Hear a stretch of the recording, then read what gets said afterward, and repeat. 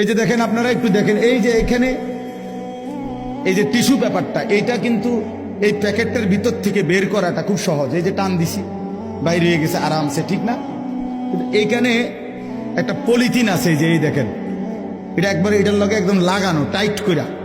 এই যে পলিথিনটা দেখছেন নি, এইটা কোনো আপনি টান দিলে এই চলে আসবে না, এটা কাপড়টা না আসে, কিন্তু পলিথিনটা এইটা টান দিলে স্বাভাবিকভাবে কি হবে না।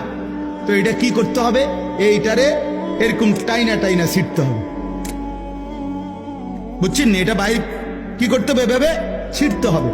এই আল্লাহ রসুল বলছে, কসম আল্লাহ, আমি নিজে হাদিস পড়ছি, পড়াইছি। নবীজি বলছে, নাফরমানের রুহুটা কণ্ঠনালীর থেকে বের হতে চাইবে না, মালাকুল মউত আজরাইল ধইরা এইভাবে সিরা টুকরা টুকরা করে টাইনা হেসরাইয়া বাইর করে তোর কলজা ছিঁড়া ফেলবে, তোর রুহু ছিঁড়া ফেলবে।